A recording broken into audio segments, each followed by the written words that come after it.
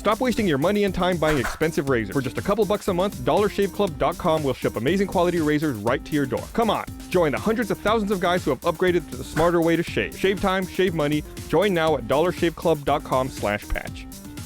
This show is sponsored by NatureBox. NatureBox ships great tasting healthy snacks right to your door. Forget the vending machine and start snacking smarter with healthy, delicious treats like dark cocoa almonds. Support this podcast by ordering a free NatureBox sampler box at naturebox.com/thepatch. naturebox.com/thepatch.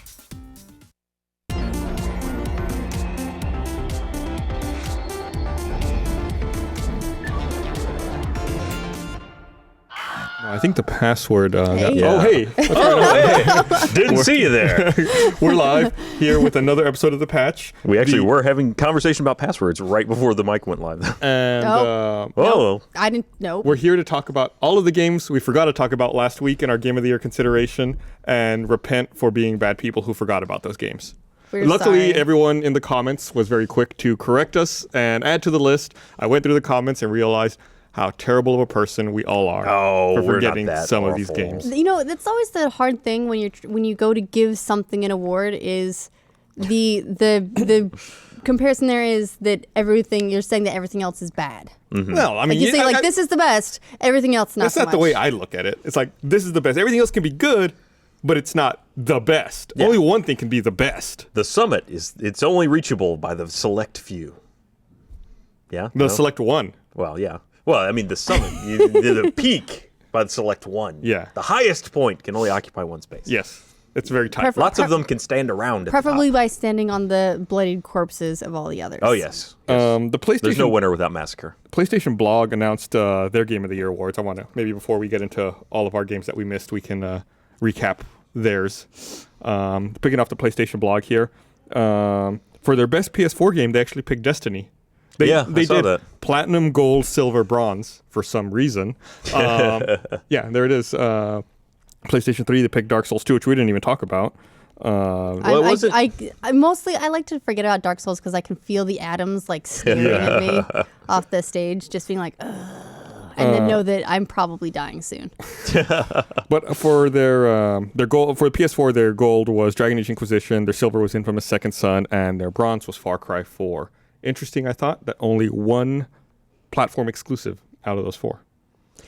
And it was a great game, Infamous Second Son. I had a ton of fun playing it. Yeah, I mean, the platform exclusives are really only a first-party thing now, whereas like a lot of the really great games, a lot of the really big games, I mean, there's so much third-party stuff out there. Though, arguably, I mean, so much of the Destiny content was, well, not so much, but there was a fair chunk of Destiny content that was PS4 only. So there's still some level of exclusivity to that title. Well, and they were very closely partnered with PlayStation for their marketing too, so it makes a lot of sense in that sense. It's not an exclusive, but it was marketed as one. And none of their four best PS3 games were exclusive. They were all multi-platform. The Vita, go figure, all exclusives. Weird. I wonder how that happened. And digital release, of course, Infamous First Light took that, and Walking Dead, Binding of Isaac, Outlast also in there. Yeah, and First Light is one of the ones that did we forget to mention? No, that we last did week? mention that. No. Okay. No, what we forgot to mention was Left Behind. Yeah, let me go. Let's hop right into it. Let's go straight into it. The stuff. So we have time to talk about news too. The stuff that we missed. And I'm sure the winner, whoever they may be, is just dire, ready to find out. So we don't want to keep them waiting. You know what I wish I'd remembered to grab before the show is I saw in a storage thing in the back of the building the old like drunk tank best game awards with like the beer can. I could have mailed those out one day. Yeah. Winner 2007. Games we didn't mention. So you already mentioned Last of Us Left Behind, which I had forgotten about until I think I was sitting here right before we came live. I was like, wait a minute, Left Behind came out last year. It seems like it was so long ago to me. Yeah. I guess because it gets tied in with the PS4 re-release, which we talked about not allowing. But no, Left Behind came out last year. Fantastic game, or downloadable content. Mini game, standalone story. Big omission we forgot, Child of Light. I feel bad about that one. Yeah, people kept asking about Wolfenstein New Order. Borderlands the pre-sequel, which is bizarre to me because we mentioned Tales from the Borderlands. It's a good game, but I wouldn't have put it as my potentially Game of the Year nominations in any case. Not because it isn't good, because it is, but because I didn't feel like it did anything really particularly out of the Still mold. warrants discussion, though. It's a good game. Wow, all right. Shovel Knight, huge. I can't believe we forgot that. Yeah, I played that and loved it. So I feel guilty about that one. I feel guilty about a lot of things. Like being mean to pre-sequels that I liked. Metal Gear, Ground Zeroes, Plants vs. Zombies, Garden Warfare. I can't believe I forgot that one. I played so much of that game early in the year. Played a ton of that. Divinity, Original Sin, Valiant Hearts, The Great War, and Last of Us Left Behind, which I already mentioned. And Five Nights at Freddy's. I think you skipped that Oh, one. did I skip that? Yeah, I skipped Five Nights at Freddy's. So what we're really saying here is that even though in my mind, and I think a lot of people's minds, it feels like 2014 was not a great year for games because of the end. It ended on kind of a poor note with so many games having issues. But in fact, all those games, everyone I think of them and I think, oh yeah, it's a good game. Actually, the most impressive thing to me about this year in gaming is I've actually been able to move off of the 360 to the extent that I almost forgot where my controller was. And I had to re-download my profile on the one in our office because it had gotten somehow out of sync or something. So it had been so long since I turned it on, it had forgotten me. It had developed amnesia. Yeah. Was it like in a soap opera now? It was a little shell-shocked. It had been forgotten. It has PTSD. I have a new life now. I moved on to other things. But, I mean, what's impressive to me about that was I didn't expect to be able to move to the next gen for day-to-day gaming so soon. I kind of expected it would still be another year of going back and forth more between consoles, and now there just really hasn't been a lot to pull me back to the 360 lately. Yeah, there have been a couple. There was so pre-sequel was last gen only, which might be one of the reasons that we forgot to talk about it. So it's the reason I forgot to play it. Yeah. I started playing it, but then I just moved on. Yeah. And then there was Assassin's Creed Rogue. But for the most part, I feel like this generation in particular, the publishers, for the most part, hopped onto next gen. Yeah. Now current gen really very quickly. Much faster than they did last time around. I feel like, the adoption rate's been much faster this go-round than last cycle. PS4 hit, 18.5 million units sold through to consumers faster than the PS3 did. I think in the same amount of time, the PS3 had only reached like 10 million to consumers because you couldn't find it on the store. I remember that. Yeah, I was working at a multimedia store when that came out.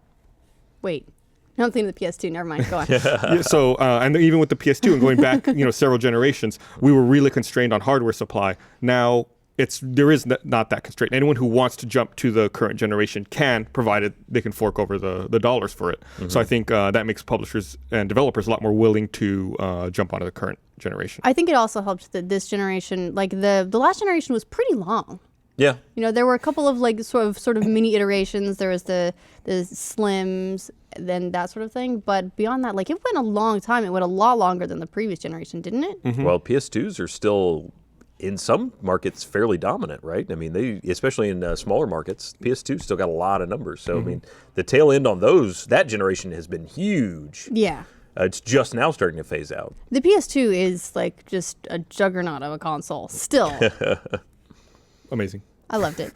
Slightly off topic, but yeah, it was great. let's get through our awards here. Best console in 2007. So we can talk about some news. Yeah, and Microsoft. God, I'm gonna keep talking about this. The Xbox cycle was really weird to me because original Xbox came out and was out for a very abbreviated amount of time. It was like 4 years. 4 years. And then it was like, that's it, 360. And 360 sat there for, 8 years? And then now we have the One. So it's like they rubber banded. I mean, to be fair, it took till year 6 before they could deliver a 360 that wouldn't shut off and die within a week or two of ownership, right? Fair point. Yeah, I mean, they had some rough hardware issues there they had to surmount. Okay. Back. So what were you thinking out of this list? Do you have the list in front of you? I don't know if you guys do. My top 3, what they came down to when I was going through them and thinking, if I have to killing my babies. My top 3 ended up being Dragon Age Inquisition, Sunset Overdrive, and Shadow of Mordor. What about which you? I feel like I'm, omitting some of the indie games, which I feel quite bad about. Shovel Knight would have probably been getting pretty close to that. But those are the 3 that I ended up with thinking, of all the games that I played and enjoyed in 2014, which ones do I think were the best? I think about what I played the most and what I had the most fun with, I think, is what it boils down to. Well, if we were going just off what we played the most, I'd be handing this award over to Fantasy Life right now. I finally finished it, 150 hours. Oh my gosh. Which is why I have no problem forking over money for the new 3DS right now. I want to get through the awards so we can talk about this fucking 3DS. What about you, Ryan? Top three, I'm going to say Far Cry 4. Just for fun, off the wall stuff this year, Sunset Overdrive and Vanishing of Ethan Carter, because those are very different games. I think all in this year. Yeah, no, it really shows the variety. I didn't come in here thinking of picking the top three. I was thinking of what my favorite one is. So I'm looking through the list here, struggling to come up with a top three. For me, top three games I had the most fun with 2014 are probably Captain Toad Treasure Tracker, Middle-earth, Shadow of Mordor, and there's a lot of great ones on here. I don't know what to pick. I would probably go with Alien Isolation. That's a good one. We're going to have a tough time.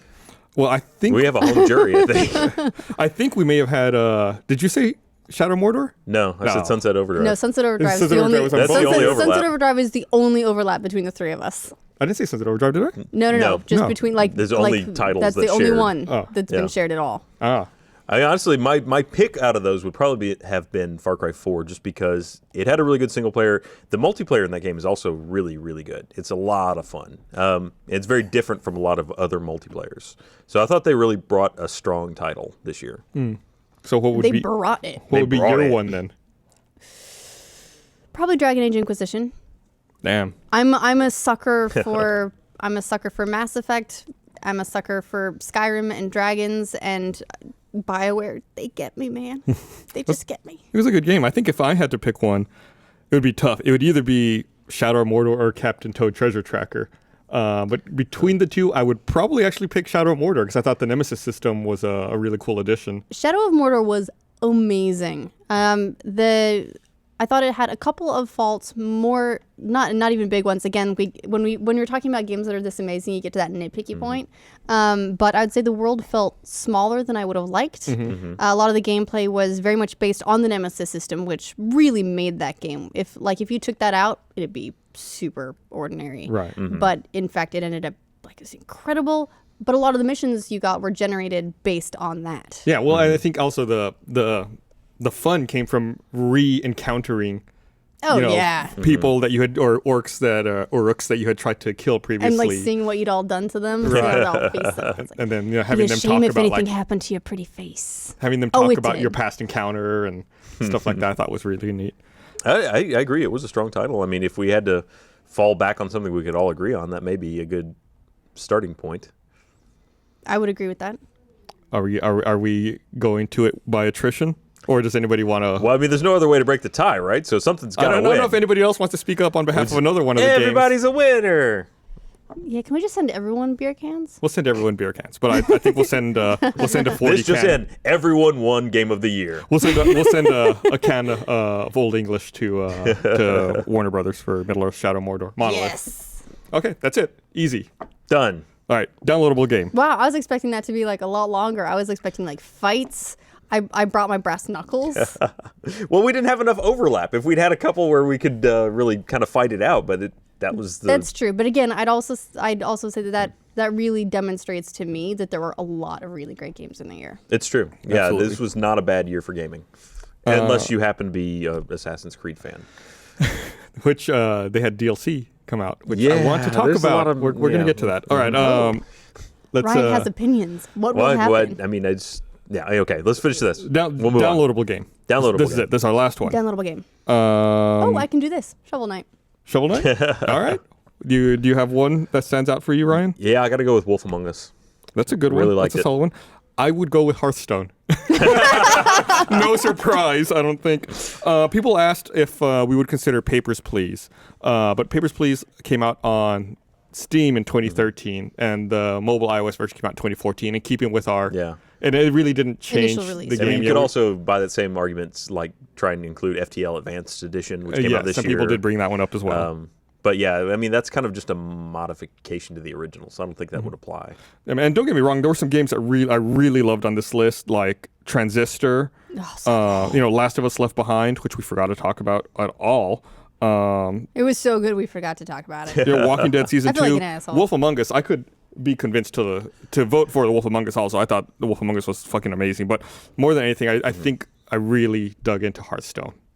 We know you dug into Oh, yeah. Hearthstone. We heard about it a couple times. What about you, Ashley? For me, it was very much Shovel Knight was a big one. I loved Transistor, but Shovel Knight was, I mean, it absolutely grabbed me by the nostalgia and pulled. But the gameplay was amazing. It was so whimsical, like Shovel Knight. It felt very 80s. It's like a knight with a shovel. I mean, how can you not love it? Well, and it's like you jump up on stuff and go like ding. It was random. It actually felt Very almost Ghosts and Goblins almost. Yeah, very It like definitely makes old me think of school, where the games didn't necessarily have to make sense. Uh-huh. There were a lot of games that made no sense, and Oh, this, yeah. and this is I like know. a new version of one of those. So I like that. I'd probably go with that one, even above Transistor. Oh, Transistor was so Transistor good. did a lot of things great. I think I'm going to segue into some news here. I think they mentioned Supergiant mentioned that they had sold 600,000 copies of Transistor. I want to say. I'll look that up. But it was something like that. Something that made me really happy. Yeah, I think it was 600,000. They said Bastion was sitting at, I want to say, 3 million. What about you, Ryan? Yeah, I mean, what I really liked about Wolf Among Us amongst the other games is one. I mean, Telltale has always been very dark, and this has been the first one. I mean, the Walking Dead series takes you to such a dark place all the time. It's hard for me to get through them. But Telltale really kind of brought it up a little bit with Wolf Among Us. It's not quite so awful. I mean, it deals with some pretty heavy subject matter, but it's not constantly sad and depressing. And had a little bit of whimsy, a little bit of humor to it. It told a really good story. They obviously didn't care at all about how the animation looked in it, because it's pretty bad most of the time. I mean, down to simple things. And this may just be the animator in me that's coming out, but it's like there's times when it's like that's a 2-second fix and completely obvious. How is that not done? But the story was so good, and the involvement in the game was so good that I could completely overlook all that. Yeah, it didn't distract from. Yeah. Or like the story, and it was so compelling that you weren't. Yeah, I put didn't off lose by these it. mistakes. Yeah, it didn't put me off at all that it was so kind of poorly wrapped. Well, I mean, I felt really strongly about Hearthstone, but I mean, I totally love The Wolf Among Us. It's right up there as one of my favorite games, and I could be persuaded to I didn't throw play my Transistor. vote behind there. And Transistor you was two fucking seem to great. be on Transistor's side. So what about Transistor was so amazing? Transistor nailed all the stuff with the atmosphere. The music was great. The sound design was great. Even the combat system was really, really well done, where you set up, you have like essentially action points, and then you determine the moves you're going to do, and chain them all together to get through obstacles. Was it unique? Did you feel like it was? I mean, because if there these two games that were kind of weighing against each other, you guys seem very positive about Transistor. But if Transistor seems to be more of a unique, more revolutionary title, I would be inclined to lean that direction. I think Transistor is. I mean, it's hard to say because The Wolf Among Us is a very unique story, but it's still done in that Telltale engine, so it's not a unique mechanic to the way you approach the game. Whereas Transistor, I don't know that I'd necessarily seen too much like. I mean, it's still a turn-based. I wouldn't want to say strategy, sort of like turn-based combat game / real time. Yeah, Like it's a little bit of both. but I don't know that I've seen anything exactly like it. It kind of reminds me at times of the Shadowrun Returns game that came out last year, where you set everything up and then you watch it go in action. Which is kind of like XCOM almost. Yeah, it's kind of that way. But I thought the story was maybe a little on the weaker Convoluted? side. Yeah, And it was also, it didn't necessarily, like it dropped you in going, and you sort of pick up the story as you go along, which appeals to some people. I thought it was really great. I just dropped into the world and went, this is, wow, what's going on? This is amazing. But some people would drop into the world and go, what's going on? What the fuck? So, I can see how that wouldn't appeal to everyone. I liked it. But I also liked having a giant circuit board sword. So, hey. yeah. So really, it's like which is more compelling, something with an original, well-delivered story that's maybe slightly formulaic in the execution, or something that's slightly newer in the execution that's maybe a little more clunky in the story. You know, I don't know. They're both really good. Ooh, we find ourselves at a dilemma. And I don't like that I made it that clear cut, because now it's like, oh, well, Gus clearly prefers story, or Gus clearly prefers like the gameplay mechanic, and It's that's all on not you now. necessarily I'm true. gonna just, Yeah, I'm now gonna it move does over actually here seem like the vote is going to fall on you, though. 'Cause Oh it's shit! Transistor. No, What's Hearthstone. up? Oh, no, you're the here's- bridge between these two. You know what you do? What you do is, all right, pick a hand. don't And like- that's going to win an award. What? No. I'm gonna think about this. Don't you wish this went No, down? This, I no, wish no. this is how the Oscars No, worked. Like, this will work. This will work. Okay. there were two actors one. this year that All were right. greght. Which game did you hope this was? I don't know. I just pointed because you She pointed, tried to psych you out. She Yeah, tried you to use pointed mind with tricks that on hand. you. I was like, okay, I'll just pick that hand. All right, I'll say I think I liked. Okay, that probably terrible on the mic. It's a drum roll. It has to be done. I'm just delaying. I'll go with Transistor. I think I like Transistor more. Love it. Look, you sold me with circuit board on a sword. Like I can get behind a game that offers that to me. I have a spare USB key. All right. It's a sword. So congratulations. Oh, there it is. Congratulations to our downloadable game of the year. And I do love turn-based games, so I'll have to check that one out. It's really, really phenomenal. And I've never been so happy that like someone left game journalism as Greg Cassavin. Yeah. Because he went on and Did he made make the game, or is it just like, man, I hate that guy? he went to Supergiant and he's also behind Bastion. Okay. I think it's Greg Cassavin. Now I'm feeling. Yeah, it now was- I'm second it guessing was- myself. it was Greg Oh man, Cassavin. I started second guessing myself, being Like a flop maybe sweat. it was something else. Oh, no. He left GameSpot Yeah, and went over to Supergiant. yeah. So really, really proud of the work that he's done so far. Congratulations, you made a good career choice, Greg Cassavin. Let me read this thing. Pull and then down your first patch award. We'll get into news right after this. I want to remind everyone this episode of The Patch is brought to you by Dollar Shave Club. Is there anything worse than getting ripped off? That's how it feels when you pay $20 for a pack of razors. It's like getting punched in the gut. I was sick of getting abused by razor prices. That's why I joined DollarShaveClub.com. For a few bucks, DollarShaveClub.com delivers amazing razors and grooming supplies right to my doorstep. I use their most popular razor, the 4X. It's engineered with 4 stainless steel blades and an aloe vera lubricating strip. I've shaved with everything out there, and the 4X gives me a phenomenally close shave. I was able to make the Gus stash with it. Here's how DollarShaveClub.com works. They ship me a free handle, and then every month they send me 4 new replacement blades, all for $6 with free shipping. You get blades delivered every month or every other month. Ask yourself, why pay $20 for a pack of razors when you get a fantastic shave from DollarShaveClub.com for a few bucks? It's a no-brainer. Shave the smarter way. Try DollarShaveClub.com/patch. That's DollarShaveClub.com/patch. And you got to shave. Make yourself presentable. Why not do it cheaper? I miss the Gus Dash. It was work. Was it a lot of maintenance? It was Jeff some is always maintenance. Was it- complaining about how much work he has to do on that thing. So but I get the feeling that with Gus, is your maintenance getting rid of all the other hair? Well, what happened with me was I started looking at myself in the mirror a lot and be like, the mustache is slightly askew. and it's like trimming, like trying to get it to like where it's perfectly even. What you need to do is you just scan your face, and then you create a like a guide and some guidelines and some markers. Get perfect symmetry. Yeah, You with me? Get we a can do Connect this. and simulate it first. We can find a on 3D technological model. answer to your problem. You're gonna have to level up your shaving. Oh, nice. Okay, first thing I want to talk about, I got a huge list of news. Big week of news. So much because Surprisingly, we didn't really talk about much last week because we were so busy Yeah. fighting about games. I Right? didn't even copy my notes from last week, but because there was already enough to talk about this week.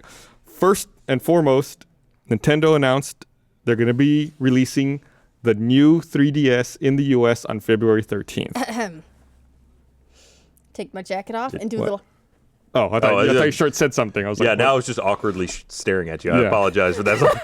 Am I supposed to read the shirt? What's going on? I'm just so happy. I saw a great graphic I'm outlining. mad. I'm also mad, but I'll get You're- into that. I saw a great graphic outlining It's a love-hate Nintendo's thing. decision for names for mobile gaming devices, going from the Nintendo DS to the Nintendo DS Lite to the DSi to the DSi XL to the 3DS, 3DS XL, 2DS, the new 3DS, and now the new 3DS XL. I still think they missed an enormous opportunity to call this the Super 3DS. They missed an enormous opportunity to call it anything other than something they've already had in the same life cycle. Yeah. I have no idea what the fuck is happening anymore. I own a 3DS. I don't even know which one is mine. I guess the XL? Is it big? Yeah. Then it's the XL. But what is it? What is this? Does it do 3D? The 3D, yeah, the 3DS XL. So you do the 3DS XL. So the difference is We've solved this it. has the little C stick, right? The little analog stick. Yep, And there's like, a couple of differences. another, it has like, the a Z buttons? C-stick. It has extra shoulder buttons. It's got a little thing in the top that tracks your face, so that it actually changes the 3D depending on your angle. So it's a better 3D. You got a wider view angle on the 3D. Although Do you ever use the 3D on your 3DS? I don't. I turn mine straight off. I turn it off. So maybe when I get this one, that'll change. But the angle was so precise where you had to be looking at it. On Also, like the other distance. One As you change the distance and moved around. Yeah, so I just turn it off because otherwise it just like it was blurry and it's kind of a pain in the ass. So maybe this will be better. That'd be great. It's also got a better processor, so it loads everything faster. In fact, in the announcement, they kind of shit all over the 3DS XL. They did a comparison of like, look how much faster this loads. They had Smash Brothers in it, and it's like, oh, it came right up. This one's still on a black screen for like 30 seconds. Boy, I sure hate to own that one. What a piece of shit we sold you, sucker. You know, it's like, what the fuck are you saying? Anybody that paid money for this is dumb. Yeah, and it's like, I get they want to, point out how much faster it is and all that, but I was like, this is a little bit, anyway, and then also it has amiibo support. There's a NFC in the touchscreen, so you just tap an amiibo figure on the screen and it goes into supported games. Which there's a lot of new amiibo. Speaking figures of announced. amiibos, oh my god, they announced a ton of them, including a Toad amiibo, which is compatible with Captain Toad Treasure Tracker. And Shout out from McTurney over there. I'm super excited. Wait, so what does he do? I didn't read about any of those other. Fuck every other amiibo. What does that mean? Only read up on the Toad amiibo. Here's what happens. So because it's a Wii U thing, you tap Toad on the NFC spot on the Wii U gamepad, and then he shows up in your level, but he's hidden and you have to find him. It's a Pixel Toad. Okay, so it's like a hide and seek game. It's like a sub game in the game. Yeah, so it basically creates like a little Pixel Toad in each level, and you have to go through and try and find him. And if you find him, what happens? That's the whole point of the game is finding stuff. So I don't know. It's just you find him. Well, what do you get? I don't know. That's all they said. We're gonna find out. I'm gonna send this to you, Patrick. Someone sent me a really amazing comic for Captain Toad Treasure Tracker. I think they might have sent it to you too. But I think I saw that. Yeah. I'm gonna find it. There was I guess there was a Nintendo Direct, and they got a lot of this news we're talking about came out as a result of it. One of the things they did mention also was that there's going to be a Majora's Mask Edition 3DS coming out February 13th. Yeah. And if you didn't already pre-order one, it's gone. It's already gone. So good luck with that. What I don't understand is I feel like the mask is upside down.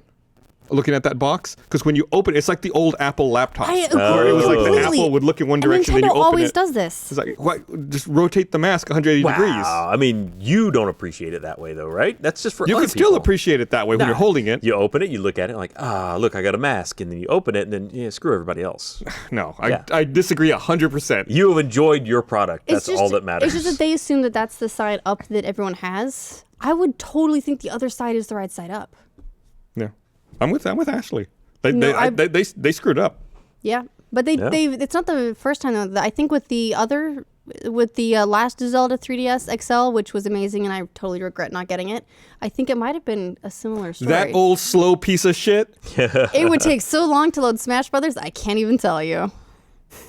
But I think they have established that that's the direction that they do stuff, unless it's sort of omnidirectional, like the Animal Crossing one that I have now. So I get it. I wasn't super in love with either of those special editions. I did like the last Zelda limited edition XL more than I like the Majora's Mask one. Like this one's like fine.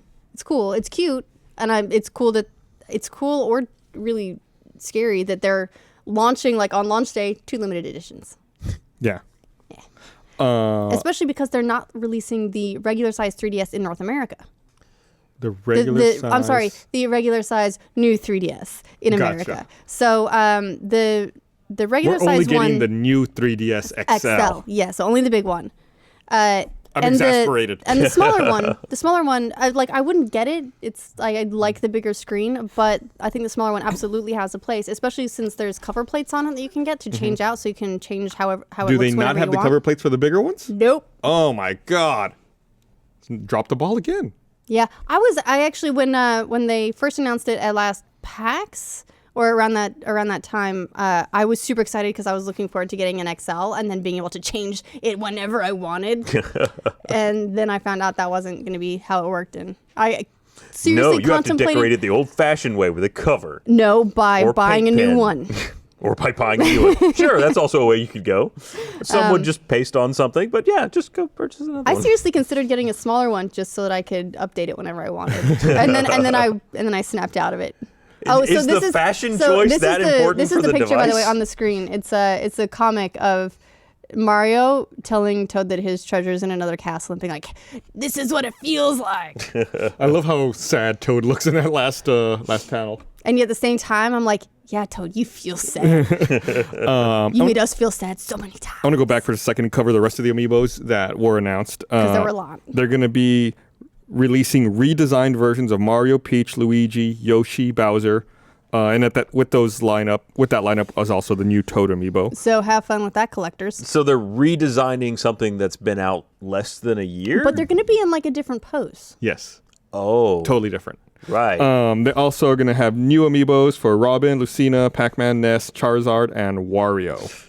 And then they also announced there's in addition to that, I think there's another round of 11. It's like Pac-Man, Mega Man. I can't remember them. I'll try to picture them. Yeah, I think that news broke after I made my note here. Okay, Is their new slogan just like Nintendo, put your money in the basket? Nope, I can't pull it up. They don't worry, we'll have that problem sometimes. It's 11 different ones that are coming in February, plus the Super Mario collection in March 20th. And then those other ones in spring. And a lot of these are supposed to be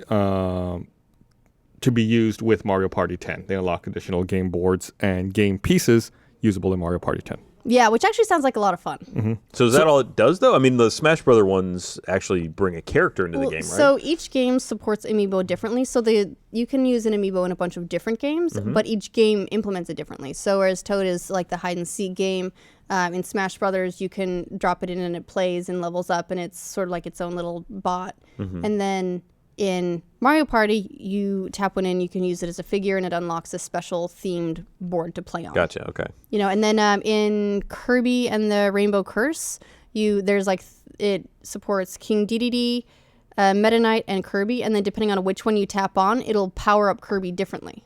Wait, so it unlocks a board that already exists in the game? Sure. I see where Ryan's going with this.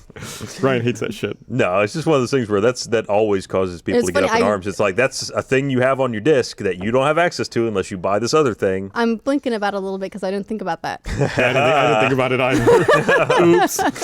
I was so excited being like, oh, they're so cute and all the things that I can do. But like, this is a genius move. Yeah, they can unlock the content you already bought is what they can do, technically, apparently. This content could live on the Amiibo. The Amiibo does have some storage space. Sure, it doesn't. The system reads and writes to it. Like when you use some of those Amiibos in Smash, they level up and that information is stored on the Amiibo. So, I don't know. I don't know enough about the technicality, but it's possible the data is on the Amiibo.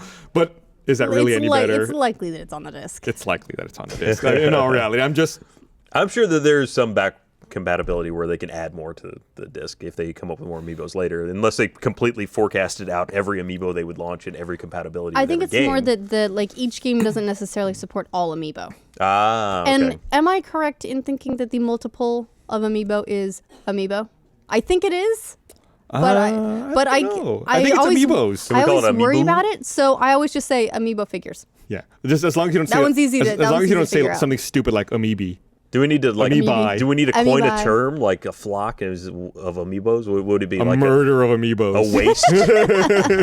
A waste. I like that. So you talked about we talked about the storage on the Amiibo figures, and it made me think about something totally different. Did you know Gaming released a video talking about the Dreamcast? And I don't know if you remember the VMUs that came with the Dreamcast. It was the visual memory unit. It was the memory card and it had like a little LCD screen on it, and you stuck it in your controller. And apparently those VMUs only had 122 kilobytes of data on them. Yeah. That was accessible. That's actually more than I would have thought. And in the Did You Know Gaming, they extrapolated and said if you took all the storage from every VMU ever sold, it would be about a terabyte of data. Really? 122 bytes at a time. And now GTA 5 wants you to have 65 gigabytes to install it on the PC. In March. When it's coming out, which is not January. One last Nintendo thing I want to mention before we get into this GTA discussion is they also announced a new entry in the Fire Emblem series coming out for the Nintendo 3DS. This is my bitter face, for anybody wondering. I really like the Fire Emblem series. I thought so I'm excited to see the next one. I thought the story in the last Fire Emblem was a little weak, though, but whatever. But if they just title it and then get it out, it's that'd be great. the type of game I like to play, so I will most likely play it. this does not. Yeah, okay. I was like, is that the right? I didn't realize they had a trailer out. That must have come out after I read about it. It was in the direct. It's sort of a teaser. So they had like a cinematic thing and then a little bit of a teaser. Hopefully they'll release it in English and not Japanese. Oh, well, it is edition of Japanese. So yes, GTA 5 pushed back to March 27th. That sounds right. It was March 25th, 24th. I think it might be the 24th. I was so disappointed I didn't even care. I was like, whatever, just give it to me. And they said, well, and again, tentatively, March 24th. It will launch with the heists, and but consoles heists will launch before it. Supposedly will launch before. In the coming weeks, ahead of the PC launch. Right. Something like that. So as long as they keep moving back the PC launch, they never have to release the heists. That's an excellent point. So initially, the PC version was supposed to come out January 27th. Got pushed back to March 24th. And the interesting thing to me was I kept reading people on like message boards and on various sites saying, why haven't they released the PC specs for GTA 5 yet? Doesn't the game come out like in 2 weeks? It's like, oh, well, here's your reason. Well, they released 4K screenshots alongside that announcement. Yeah. And it was very pretty. It's very pretty, but they were also like, we're going to push it back. This looks great. How fucked up are you that you don't get it? Yeah, probably a lot. It's funny, at the beginning of the month, there was actually a page, like a support page on the Rockstar support. And it was someone was asking if it was delayed because they hadn't seen specs or anything like that. They were worried about it. And Rockstar support was like, no, it's coming out this month. We haven't announced any changes to the release date at this time. And as soon as I read that, I was like, oh, God damn it. That's the kind of statement you know your plane's not about to take off. Right. At this time. So, yeah, I'm looking through the specs, trying to... They did actually release the PC specs of it, too, and it wasn't anything too off the wall. I mean, it's actually not too crazy. I mean... That's usually like a ground level, hey, look, the game will start kind of spec, but I don't even think they posted like a high-end. Oh, they posted minimum and recommended. Yeah. But not like max recommended. Yeah, even a recommended, I suspect you would not be running 4K if you even had a monitor on which to do it. Yeah, minimum is a quad-core processor, 4 gigs of RAM, 65 gig hard drive space. Recommended is an i5 processor, 8 gigs of memory, 65 gigs of hard drive space. But I'm sure you would want, if you're doing 4K, you'd want an i7. I just waved it into you, sorry. I was going to kill it. It was on your face. No, you might want to mute that mic. That's not even a fly. That's like a gnat. I like how you have your tongue out while you're trying to do it. Did you get it? I don't know if I got it. I didn't see the corpse. It might be in your beer. I won't believe it until I see it. I'm just going to put that out there. Also, I deserve that. Pre-orders for Grim Fandango are available now on PSN and GOG. So I got a chance to play that game when I was at PlayStation Experience, so I'm excited to see it come out. You call it GOG. I always call it GOG. Is there an official term? I've called it GOG a few times on the patch. I haven't been corrected. The only things that I only ever see written out and never hear, I always worry about. Me too. You know what? Please tweet us and hashtag the patch and tell let us us know all the things that we're wrong about. That we're mispronouncing. But it's available for pre-order for $14.99. Can you mispronounce an acronym? Yeah, she says GIF. It doesn't matter. It's a fake word. It's an acronym. Choosy developers choose GIF. It's an acronym. It's a word that's just compounded from other words. It doesn't have pronunciation. You know that, right? Yeah, so that's why I went with GOG. Yeah, you call it whatever you want.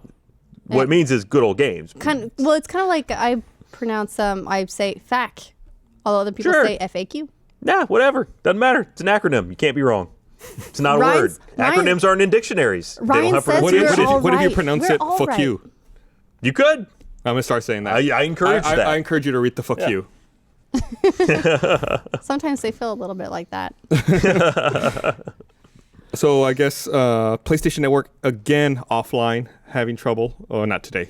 Yesterday. They were knocked offline, having more trouble. Are they... Well, and to be fair, Xbox Live is having trouble today. Oh, are they? We were having trouble with that earlier today. So what is it now? Like, how is it that this is the state of affairs? This is where we are. Wow. They all got, all the hackers got their mega accounts, and now they have no reason to stop attacking. Well, they also started selling a certain... No, I didn't get him. You didn't get him. He escaped. He lives. Those the original, like the network DDoSers, they ended up selling a service like you can rent their botnet for anyone that you want to take down. Although, actually, Meg told me that Obama is putting in legislation to make botnets illegal. Thanks, Obama. Just another example of government regulation. We'll see about that. We'll see about that. Trying to control our bot farms. I'm just a humble bot farmer. Just trying to get by in the world. I'm scraping by with only a couple million. Raising my gigs. Sony has scheduled network maintenance for PSN on the 15th. They're going to be down for 4 hours between, if I'm reading this right, between noon Eastern time and 4 p.m. Eastern time. So kind of middle of the day. Okay, so tomorrow. Yeah, tomorrow, Thursday. So by the time this comes out for non-live viewers, it'll hopefully be up. Hopefully, what I'm hoping that they're doing this. They're installing some new update to help protect them from DDoSs and crap like that. Hopefully. There's only so much you can do without really kind of starting to impact your latency, which is something that gaming is very sensitive to. So yeah, I feel like a lot of people keep asking like how these gaming networks keep allowing this to happen. But like when you get right down to it, it's really difficult to protect against the kind of attack it's just brute force. That's all it is. It's just a million people showing up at a door that's designed to accommodate 100,000. I'm sure that at some point there's a crossover between like how draconian their anti-DDoS measures are and how many more tech support calls they get because people can't connect that are legitimate users. And somewhere there's a crossover there where they're like, we're good.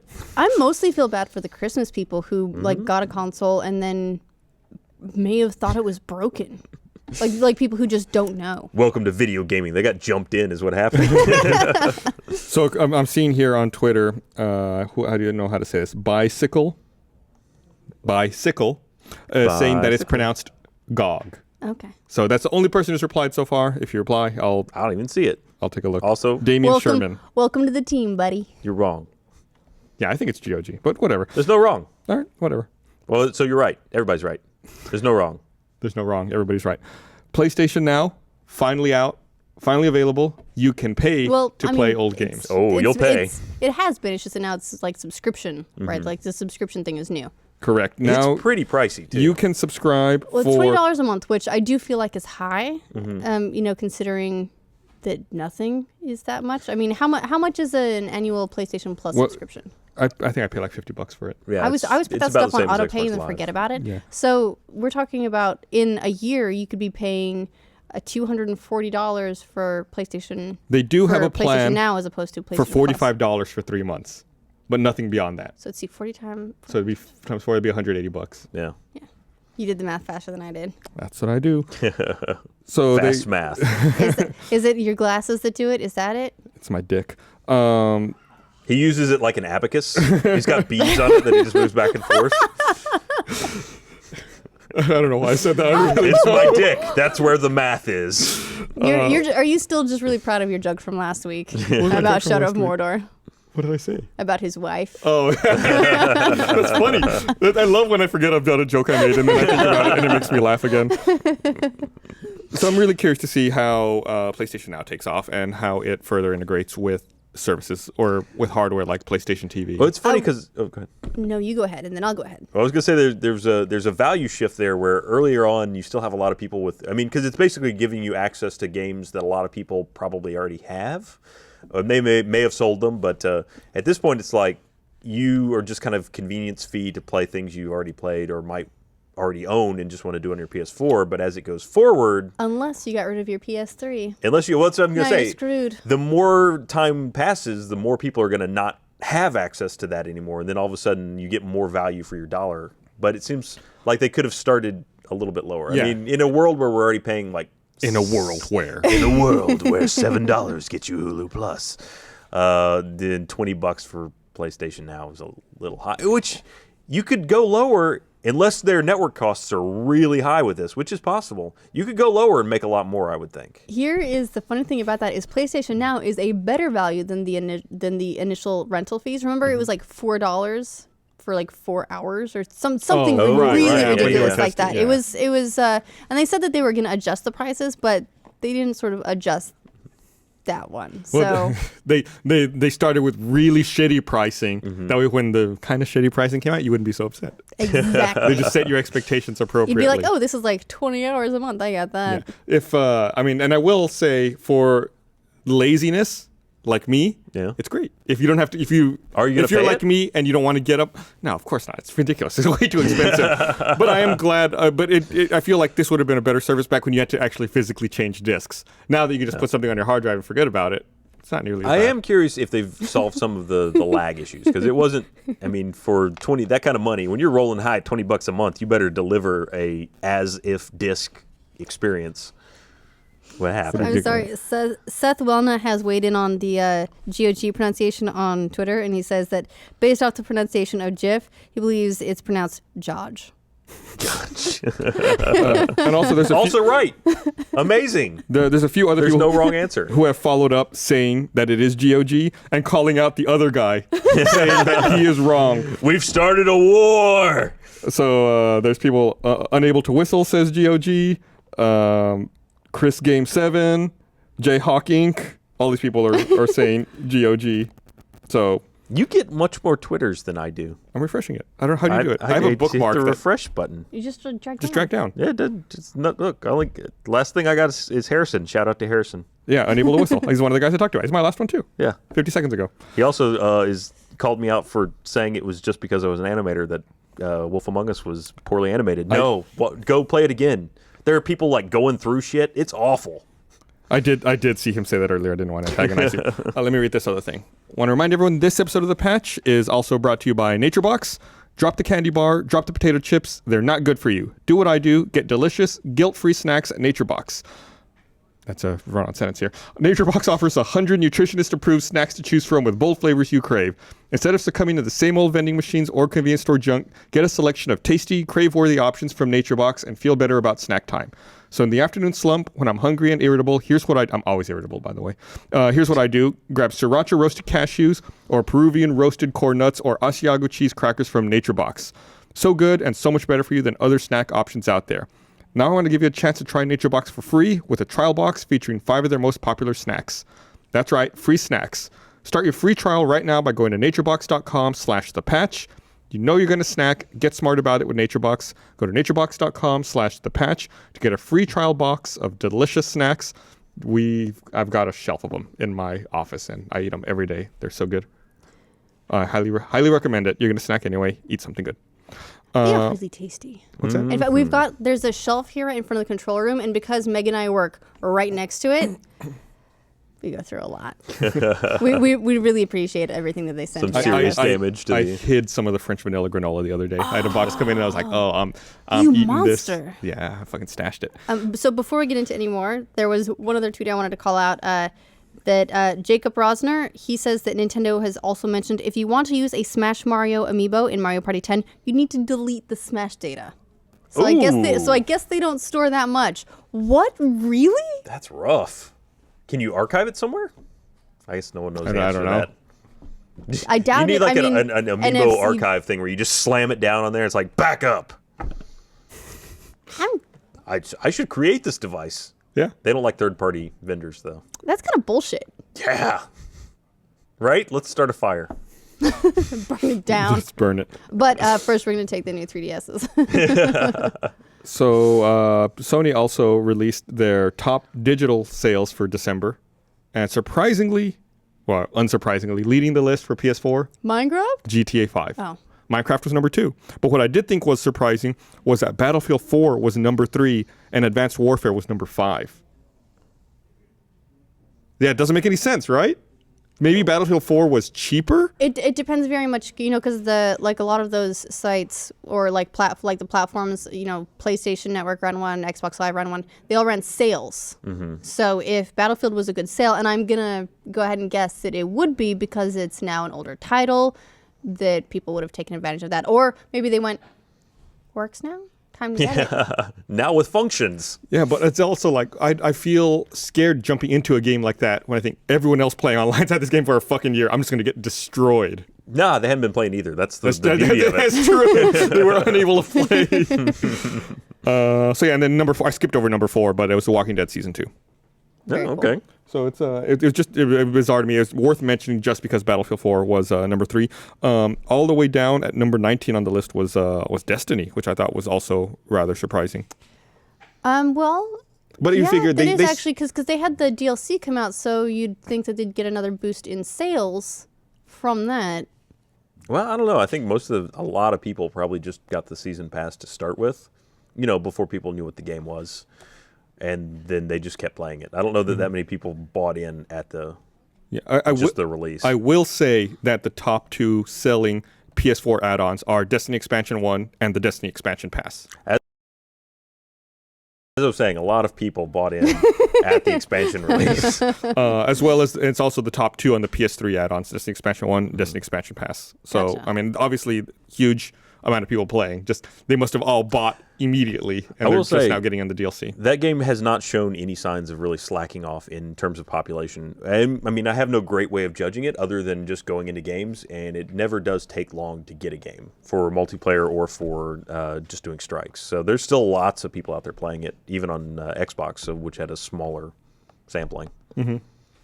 Yeah, it's definitely out there.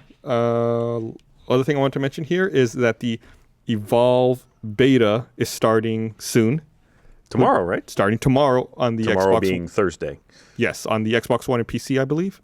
Yes. And they're running. Assume you pre-ordered. That's the thing.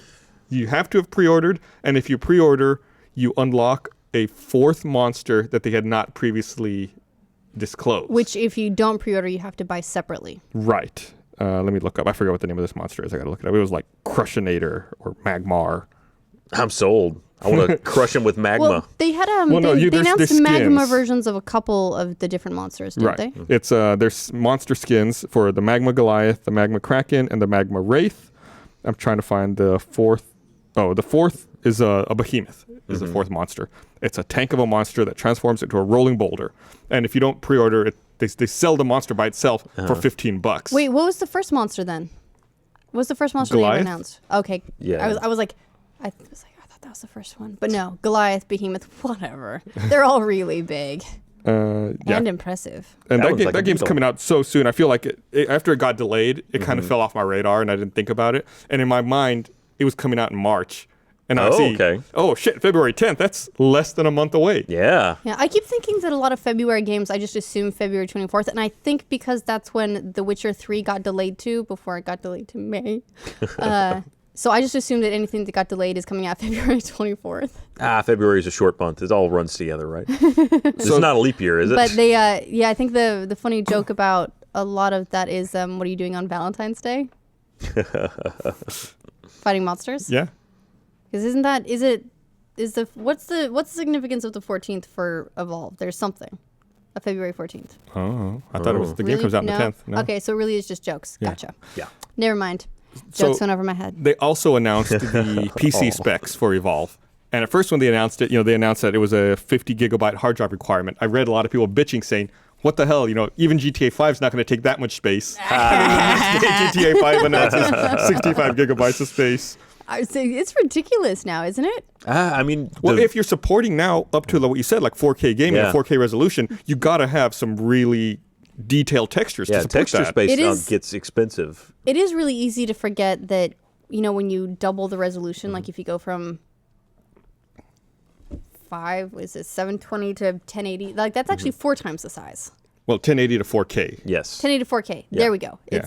It's actually Quad not dime. double the size. It's 4 times the size. Well, it's not only that, but you also have to consider that as the engines become more robust, they're also supporting more technologies like the subsurface scattering. There's just specular maps. Can't forget specular maps. Yeah, man. Just all Subsurface those scattering, things. Yeah. yeah. You got any more? You want to throw in? No. Please. Yeah. I mean, the subsurface scattering. Bump mapping. Oh, yeah. Normal mapping. You got to bump your maps. Yeah.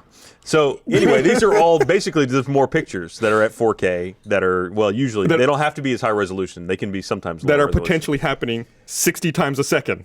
Yeah. Well, and then for each That's the thing that object, gets it has me. all those maps. That's like 60 times a second. Anything happening 60 times a second is just like, that's like another world. will it though? That's another reality. That's another way of existing. That might be, what do you mean? You look at everything at more than 60 frames a second. Like right now, life, look. I don't know, I'm getting some screen tearing. Well, you need to set your VSync on your eyes. All good. I need to upgrade them. They're shot. They're on the way out. A little last gen. So I'm trying to go through here. I'm looking at the requirements. Nothing too crazy. They recommend an i7. I do want to throw in there that this is how big of a dork I was when I was a kid and finally got glasses. It was like, oh, it's like a resolution upgrade. Oh God. That thought went through my brain. Wow. When I first got glasses, it was, oh, this is what the world's supposed to look like. Things have edges. Like, I didn't know they weren't supposed to be blurry. Like, I just figured at that distance things were blurry. You just had bad draw blob, distance. Yeah. It's like you can see up to here. I just got a fog of world going Everything on. gets low poly when you get out past that distance. It starts popping in as it gets close. Then we're all big nerds now. It's too late for that. Yeah, I gave up happened on a that long time ago. So I mentioned the Shadowrun Returns game earlier. They launched, the company behind that, Harebrained Studios, launched a Kickstarter for another sequel called Shadowrun Hong Kong. They had a goal of $100,000. I just loaded it right now. There we go. There's a screenshot from earlier. When I looked at this screenshot this morning, or when I went to the Kickstarter this morning, they were at $346,000 with 34 days to go. The site's now reporting $383,000 with 33 days to go. Nice. I mean, this is an example of a game that ran a Kickstarter, promised a lot of things, delivered, everyone loved it, and now they can come back to the well and get that high level of support again. Which is a rare thing. Lately, Bernie has been bitching a lot about Kickstarters he backed that then just quietly disappeared. So having one that really delivers, that's important. Also, really happy to see that Shadowrun managed to outlive its Xbox and PC crossover game. Now this really took it back to its origins. Yeah, It's such a good game. It's just nice that game didn't manage to kill the franchise. In fact, I think... Well, it did, right? I mean, that was how they were able to get the rights to do this game, was because no one else wanted it. Right, I think one of the people who started Harebrained Games was one of the people who originally created the Shadowrun franchise. That company dissolved, and he left to form Harebrained Games and then licensed the property back to be able to make these games. Yeah. So it's nice. It's a good success story. Do you feel like a lot of these Kickstarters, they get that sort of critical momentum where people go, oh my God, they made this. And then everyone looks at it, says, oh, it's cool. And backs it as well. I feel like it's got to be difficult to get that momentum going. But once you do, you're doing really well. Like, I don't know, some game that people keep talking about. It's in space. And I think you're a citizen of something. Some people spend a lot of money on it for fake goods, I think. So I wanted to read exactly who this was behind Harebrained Schemes. I'm reading their bio from their Kickstarter. Okay. So that's where this comes from. Harebrained Schemes is a small studio of passionate game developers led by Jordan Weisman, the creator of BattleTech, Mage Knight, HeroClix, Shadowrun, Crimson Skies, Mech Warrior, and many other acclaimed properties. So right there, you're like, okay, I trust this guy. What's weird that they separate BattleTech and Mech Warrior, because that's really the same property. They led with one and finished with the other. Well, BattleTech, I guess, was the book Sandwich. series, and the Mech Warrior kind of was the outgrowth of it. Yeah. So I cannot say you enough are good a things nerd. about that Oh, game. God, I loved those books when I was a kid. Shadowrun is great. Oh, I approve. I yeah. approve. Just Shadowrun, BattleTech, I read pointing all it that. out. As if we didn't know. Oh, yeah. Also want to mention that this week, Joystick did something I'm very happy about. They decided they're no longer going to assign number scores to game reviews, which I really think is the way to go. I mean, we talk about games, we talk about what we like and we don't like, here on the patch, and we don't assign numbers to anything. I guess technically we don't really do reviews, but we kind of talk about games and we give the impressions. pluses and the minuses. Yeah. Yeah, it's kind of a risky maneuver for a lot of media outlets, just because there's such a really heavy emphasis, like with a lot of PR groups, on Metacritic ratings. So Which is terrible. it really is. It's a bane, but it's something that gets looked at, saying, what did your game get on Metacritic?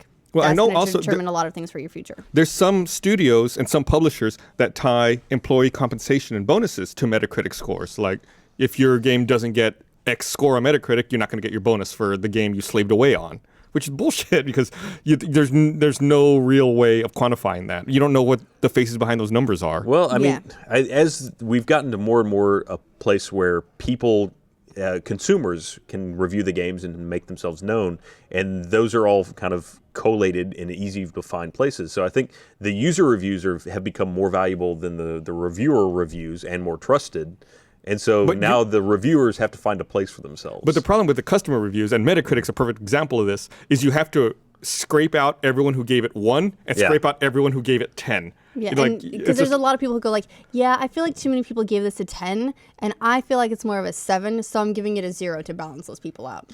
Like Yeah, those suck. But that's one of the real risks of user ones as well, is you can't look at that number. You just have to read the ones that people like recommend. Or it's like, I didn't play this game, but the cover art looks kind of shitty. I mean, it 0. certainly takes more work to do it that way. But I mean, for example, like if you look at things on Steam, they're either recommended or not recommended. And then there's usually a lot of really good posts near the top that are just saying, this is what I like, this is what I didn't like. Also, just going to put this out there. We have a Steam Curator page where we talk about PC games that we like. And it would really help us all out a lot if you guys would shame Ryan into making his recommendations because he's overdue. Do it. Yeah, my bad. So we're pretty much out of time. There is one last thing I did want to mention. I feel like it's kind of big news.